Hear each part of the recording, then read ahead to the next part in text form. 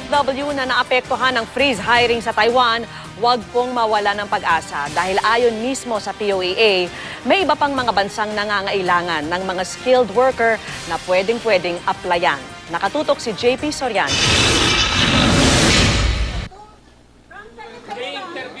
Inabutan namin nag-aasikaso ng requirements sa POEA si Minarlet, OFW mula sa Taiwan.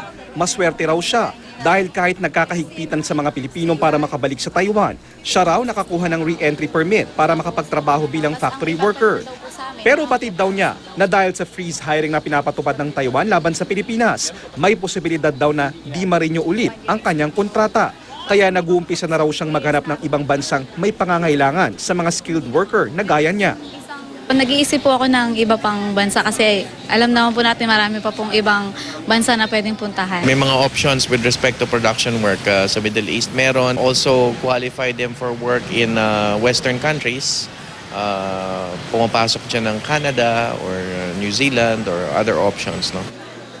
Nagtayo na rin ang Department of Labor and Employment ng mga Taiwan Help Desk sa lahat ng POEA at OWA offices.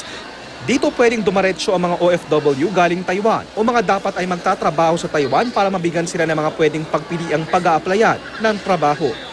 I-profile itong mga OFW na uuwi galing sa Taiwan. Ano ba ang inyong skill? Ano ba ang inyong trabaho doon? At alamin kung ano ang kanilang plano sa buhay. Kung gusto nilang bumalik doon, kung gustong mga ibang bansa, gustong dito naman manahanan, kung gusto nilang dito magtrabaho, kung gusto nilang magnegosyo. JP Soriano, Nakatutok, 24 Oras.